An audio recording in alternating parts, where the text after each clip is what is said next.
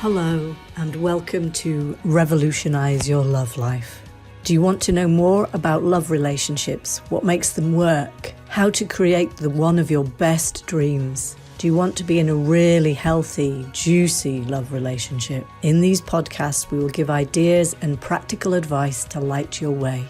Whether you're looking for a love partner, already in a relationship you wish could be better, or leaving one that has run its course, there will be something to inspire, empower, and support you. Revolutionise Your Love Life is a fortnightly podcast where you will access the knowledge and wisdom of love experts and relationship coaches from across the world to help you find true fulfillment in love. I am your host, Heather Garbutt. Welcome. Hello everybody, I'm here today with Janice Formichella and we're going to talk about family estrangement. Let me tell you a bit about Janice first. She's a breakup coach and the host of podcasts Sex and the Solo Girl and Breakups, Broken Hearts and Moving On. She's passionate about helping people from all backgrounds to beat their breakup, overcome loneliness, and make the end of a relationship the start of a powerful new beginning. She's also a survivor of domestic violence and now uses her story to support others and raise awareness about the harmful impact of victim blaming. And we've done a beautiful podcast on all of that, so have a look out for that. Welcome, Janice. Thank you so much, Heather. And also thank you for shining a light on another topic that is important and prevalent and doesn't get talked about enough. Yeah, tell me why it's important. Because I think a lot more people are learning about toxic family dynamics these days. A lot of people would be very well served to distance themselves from their families. And a lot of people don't realize how common it is. A lot of people in the US especially have some level of estrangement.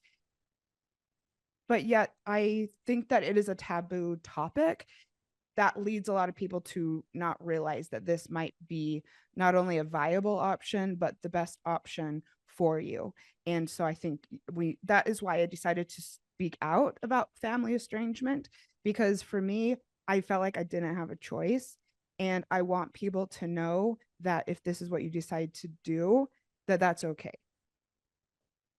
Yeah, and you know I'm a psychotherapist and coach, and quite often I find that there was some sort of priming from the family and ways of being and ways of treatment of my clients by their family that has sort of primed them for unsatisfactory and sometimes even worse abusive relationships. It's like the bullying started young. Yeah, I can probably relate to to some of that. And also just when you learn your family is in a safe space. And Yeah. I do like that we're talking so much these days about narcissism and about toxic family dynamics. I think that that's a healthy thing to a certain extent. And I am not sure how many of your listeners will know, but in 2024, family estrangement actually became a very, very hot topic on TikTok, which I wasn't aware of for a while. I'm not a very, very heavy TikTok user. I had already decided to speak out about it as part of my 2024 goals before this started to take off. And what really upset me and hurt me as someone who's gone through this is a lot of people, critics, were saying that family estrangement was one of, the worst trend for millennials, or the worst millennial trend is that we've chosen to do this and talk about it. And it kind of broke my heart because this is not a trend and it's not something that is fun to do. I gained very little other than peace of mind from distancing myself from my family. And so I want people to know it's not a trend. This makes people's lives better a lot of the time. Yeah. And, looking back, really emotional intelligence is only something of the last 30 years. as a topic that anybody talked about. I think parents from previous generations just didn't have any of these skills or any of this knowledge. And some of them are really open to learning, and some of them are really entrenched. And it's the same with domestic violence stuff. You have to separate from a partner who is not going to hear you, not going to validate you, isn't interested in your point of view. It's the same, I think. Sometimes you just have to divorce your family. Yep, I agree. I mean, I just because I don't want to say just because, but just because someone gave birth to you, I don't think that that makes you obligated to continue to put yourself through hell for their benefit. Indeed. So tell us your story, and then we'll have a bit more breadth of understanding, I think. Thank you. So one, perhaps the biggest part of how I got to this point is I am a Mormon, an ex-Mormon. I was raised in the LDS/Mormon faith in a very, very strict household with parents who were extremely devout. When I was growing up, the culture of the church was different from what it is now. A lot of people have started to recognize how destructive the Mormon faith is. A lot of people are leaving these days. A lot of Mormon parents are becoming more accepting of children who decide to leave. This is not how it was when I was growing up. Very few people left. Parents were taught to be very firm and strict with children who decided to leave.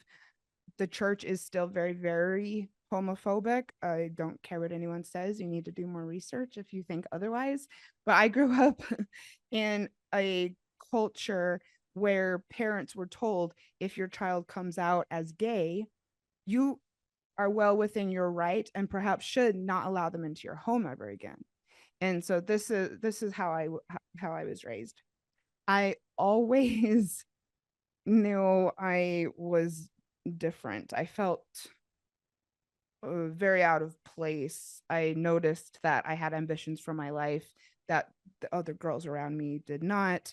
I was also raised within a culture where girls were not even that encouraged to go to college. It was really, how can you get married young for sure, and that would be the most important thing that you could do with your youth, is to find a good man. And the absolute most important thing that you can do with your life is be a mother. And so that was how we were socialized, groomed, whatnot. And if you did go to college, it was, like, if your husband like lost his job someday or he died, it would be good to have something to fall back on. And that I just knew from such a young age that I just didn't buy into that. I really wanted to go to college. I wanted to travel. It wasn't for me. And along these lines, when I was in high school, I was very talented academically, and I foresaw myself going off to school. Of course, being from Arizona, and I had the whole, I want to move to New York, when I'm when I'm done with when I'm done with high school, and I had big plans for myself, only to discover that my parents would not support me going to any of these schools. I had grown up always saying this to everyone around me, that I wanted to go out of state to college. I really wanted to move to New York. I wanted to go to England. And so for the very first time, my senior year, I'm being told that I can only go to Brigham Young University. People will likely be aware of that. It's the Mormon college. Or I could stay home and go to school. Long story short, I did end up going to BYU, had a complete mental breakdown, basically. I hated it. It was so strict. It was very, very similar to living at my parents' house as a high school student. You know, we had curfews, dress codes, very heavy surveillance culture. I end up dropping out and basically refusing to go back after about a year and a half. And that was kind of more or less the beginning of the end, really, when it came to my relationship with my family. I did pull myself up somehow and started to figure life out. I decided I was going to support myself financially, which I was not raised to ever even consider. Was a trust fund kid, and the plan or the promise always was you'll get all of your living expenses paid for during college. So I decided, I mean, my family refused. So I ended up picking myself up, going to Arizona State University, being very, very successful, working, 3 or 4 jobs so that I could have my own place, honor roll. My school sent me on trips. And I absolutely loved it. It was the exact type of college experience that I had seen for myself. Well, the second huge nail in the coffin was that my parents, who I was still in touch with, I really want to make sure that this is clear. A lot of people who decide to become estranged or distant from their family do so partially because of the effort that they have put in over the years to make it work. And when you are rejected or abandoned or continued to be treated poorly despite all of that, that's what can send you over the edge. And in my case, I was out of the church, which I was kind of trying to hide, but I don't think I did a very good job. I would still go over there for Sunday dinners. I would take my siblings to do things. My mom and I would get together. I was trying just as hard as ever to be a good daughter and sister and all the things. I'm the oldest of 7 kids, by the way. So that's added another layer It's of a big things. deal. Yeah. Yeah. And that's definitely partially why I wasn't forgiven. My parents come over one night in the midst of all of this happy time in my life and tell me that I no longer have access to the trust fund because they did not approve of the women's studies classes that I was taking. This is how strict they were and how devout they were, that I had started taking women's studies classes. Somehow they saw that as some sort of threat, or they just couldn't stand it. And yeah, they said, best of luck. You're not getting another dime. You have no access to it. We don't approve of this. And like I said, good luck. I remember asking them, what should I do? I had only a year and a half left of college. And my dad just said, I don't know what to tell you. Oddly enough, they still anticipated that I would stay an active member of the family. I was absolutely devastated and felt very betrayed, but yet they were still, I remember my mom calling me 2 days later asking if I'm going to come to Sunday dinner. And I did not. And that was the first period of estrangement. Was I think we didn't talk for about 3 years after that. And then ever since then, we've gone on and off and on and off for periods of maybe between 3 and 5 years, mostly coming back together, if not entirely coming back together because of my renewed effort. And so, for instance, after my domestic abuse, which we talked about in a previous episode, everyone go and check it out. I talked in that episode about how my mom especially had blamed me for what had happened to me, explicitly blamed me. Like, her exact words were, I caused it. It was my fault, was what she said. And after that, I moved to Australia, and I don't think we spoke for 4 or 5 years. Nobody even bothered to reach out to me, including my siblings. So lots of abandonment, but I've always filled it with a lot of other things. Very hurtful. Very, very hurtful. It's bad. My story is pretty out there. So, I mean, there were times when I was in Australia that I remember like my last year that I was there, I did start reaching out and they didn't even know what country I was in at one point. Just like no care at all for my well-being, me being a part of the family. And also keep in mind, in my case, we didn't have big fights or falling outs. A lot of people are forced to become estranged from their families because they just can't seem to get along with them. And there's explosive arguments all the time. That wasn't my case, which is why it was even more hurtful. I was just kind of abandoned. People never forgave me for leaving the church. People never forgave me for the lifestyle that I had. My mom was convinced that the reason why I'd had so many bad relationships was because I didn't follow what we call the word of wisdom. The word of wisdom in the Mormon faith is basically like the dietary code. So no coffee, which people think is hilarious. No drinking, smoking, drugs, etc. It was perfectly obvious that the life I was leading and that I did drink and not excessively, but my mom was very convinced, for instance, that it was my choice to violate this code that I had brought bad relationships into my life. So it was just this level of resentment towards me and disapproval that no one was really able to ever get over. I ended up living in Australia for 5 years. I came back to the States about 4 years ago with, for whatever reason, a renewed enthusiasm or desire, I suppose, to give it one more go.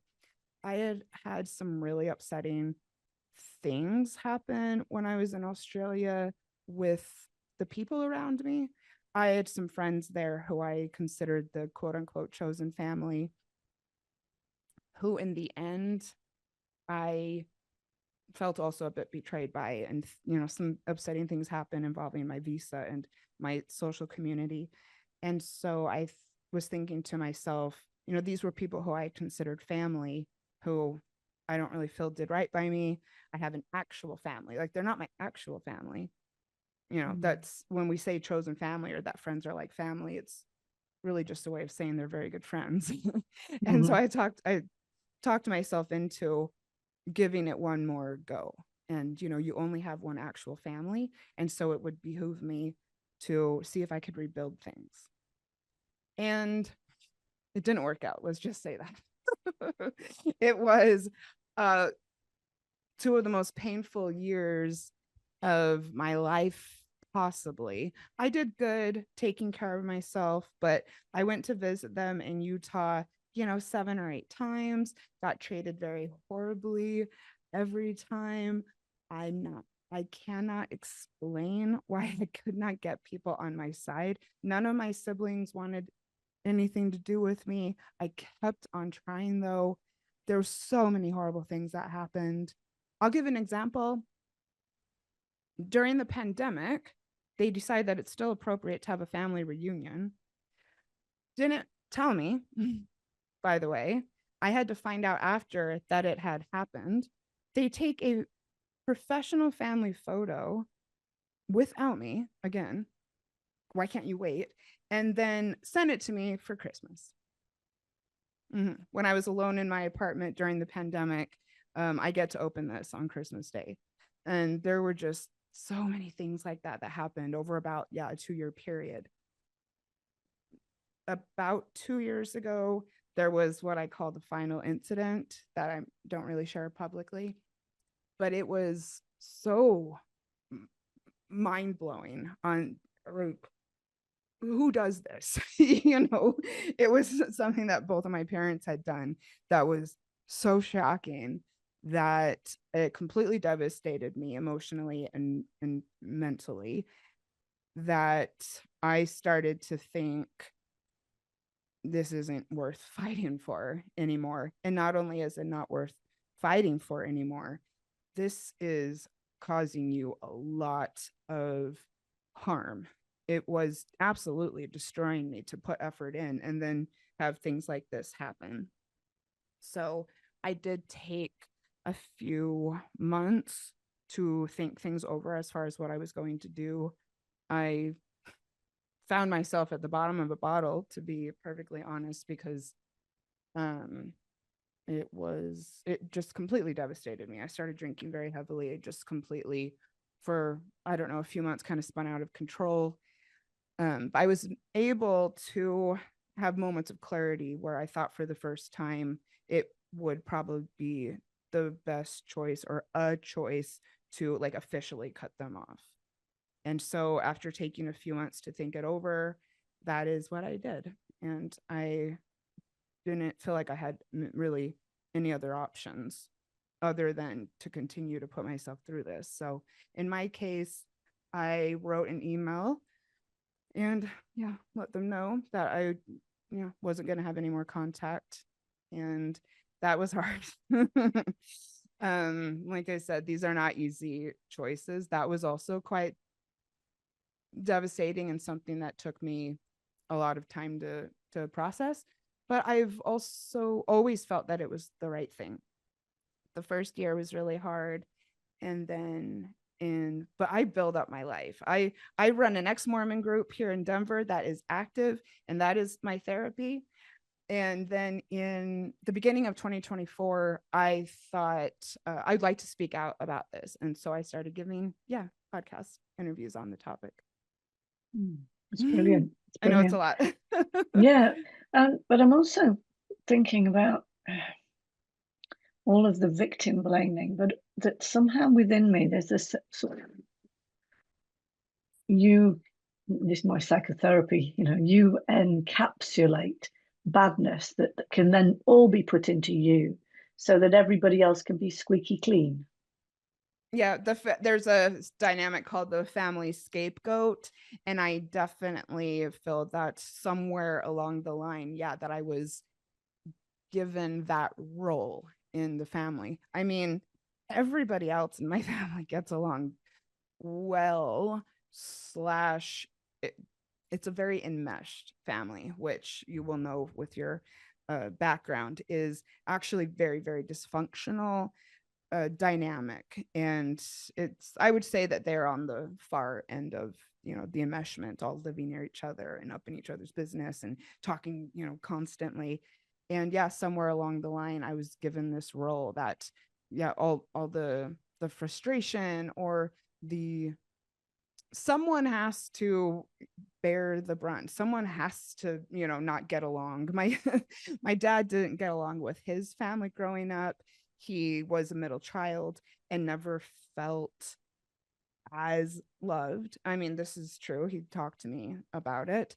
And he also had said at one point when I was trying to work all of this out that there is someone in every family who gets treated the way that I do.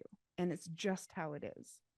And so I think, no, it was, and I'm going to him for like help. And he's just like, you know what, this is a dynamic that plays out, in most families. It happened to me. And so I think maybe in his mind, it made him feel a little bit better to see someone else going through this completely subconsciously. But I mean, maybe he's right. And especially in big families, my experience is that something's got to give as far as, people's roles. It's really hard, I think, for everybody in such a large family to get along over the years as well. Also, the fact that I left the faith pretty early on, I think, like I said, people resented and wanted to kind of take it out on me. I know that I've lived a very free lifestyle and gone off, traveled the world, done a lot of really exciting things. And I suspect at least that there could be, an element of jealousy or confusion or resentment towards me for that. And certainly that's how it felt. Some punishment for that. Yeah, for sure. Yes, that is actually a good way to put it. Like, I did feel like I was just through the years constantly being punished for this, that, and the other. But again, it's not like we didn't get along. It just felt like everyone had just decided to treat me this way. What advice would you give to people who are considering estrangement? The first thing that I will say is to experiment with other ways of creating distance with your family first. This is a really big step. And for some people who are in this cycle, the way that you might be able to find peace is by creating boundaries with yourself and your family and seeing if that works first, as far as maybe different ways that you will demand that you are treated, agreements that you will have with yourself as far as what you will engage with. This could solve the problem right there. And likewise, distancing is also something that I like to talk about. You might be able to create certain levels of distance with your family, yes, physically, that may also again solve the problem. So for instance, moving to a different state, which a lot of people in the ex-Mormon group that I run have done that, have moved from Utah to Colorado to create some space, and that has been a real game changer for them, because I'm not the only ex-Mormon who's in a dysfunctional toxic family situation. So that may help a lot. You may do things like only agreeing to go to family gatherings twice a year. Some people are having a lot of contact with their family that is really, really toxic. And a lot of people feel obligated to go to all these family events because it's your family, it's your mom. And I'd say that could lead to a lot of freedom, knowing that you're not obligated for any of this and you can still be a part of things. But if you cut back, again, that might really help. So playing with some of these things first is, the biggest or the first tip that I would give. Another tip would be, this is not something that you do in the heat of an argument.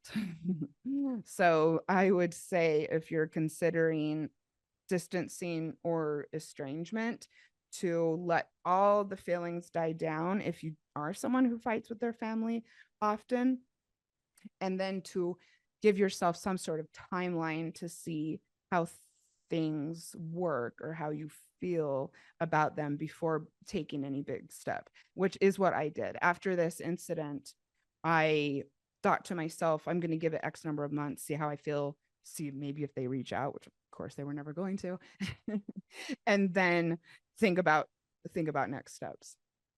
Right, got you. Excellent.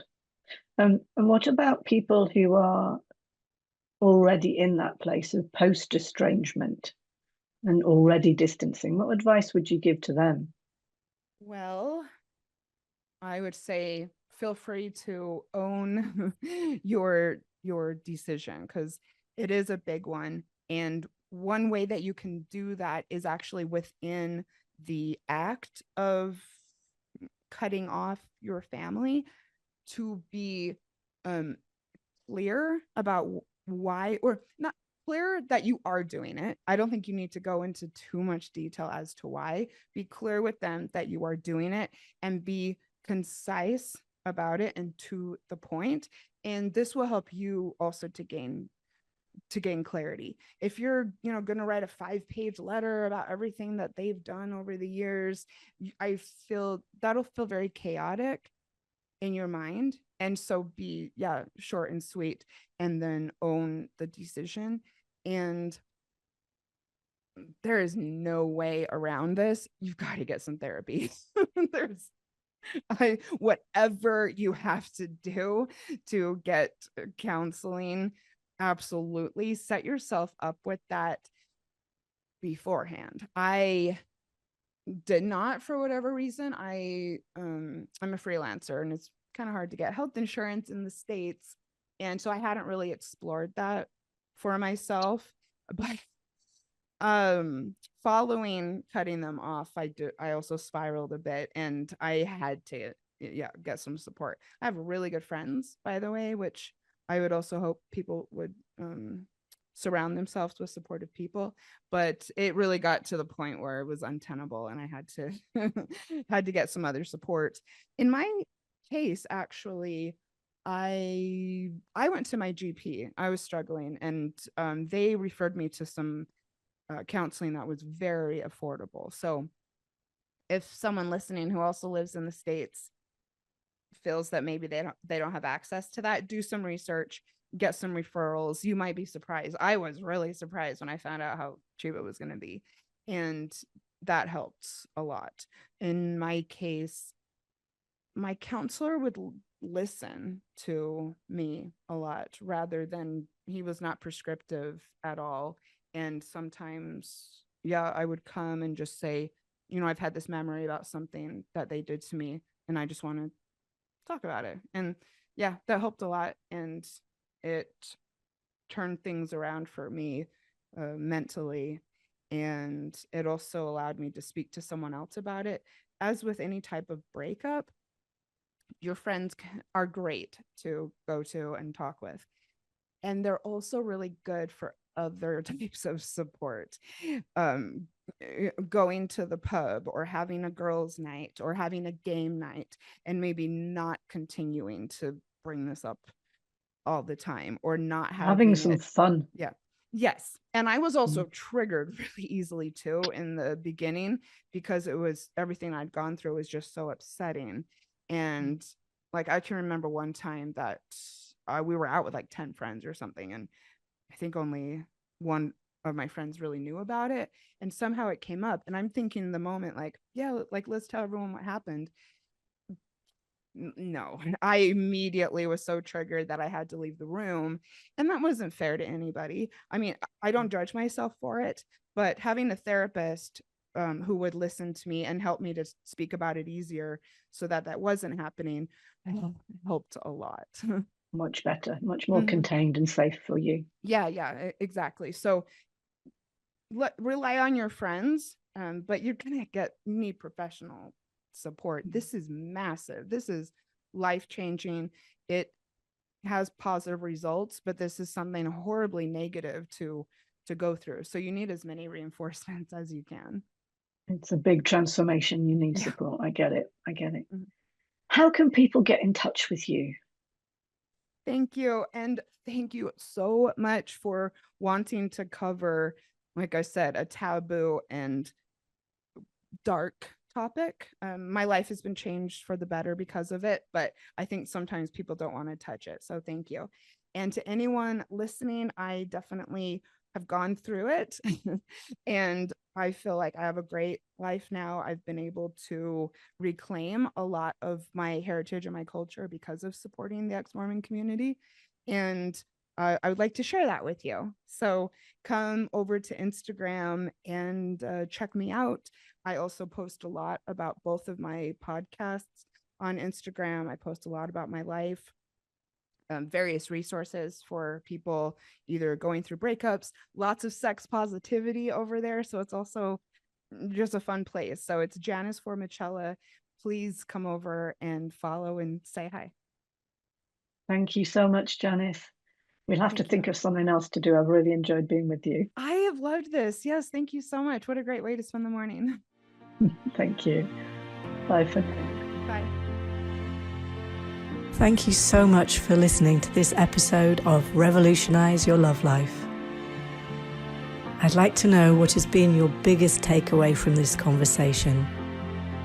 Do take a minute and share this with us, and visit us on our Facebook page. You can connect with me personally on my email at heather@heathergarbutt.com. If you can think of someone who will benefit from listening to this podcast, please do share it with them. If you have any feedback on how I can improve it, please do reach out to me, as I'm always keen to learn more. Thank you so much again for listening, and we'll meet again on the next episode of Revolutionise Your Love Life.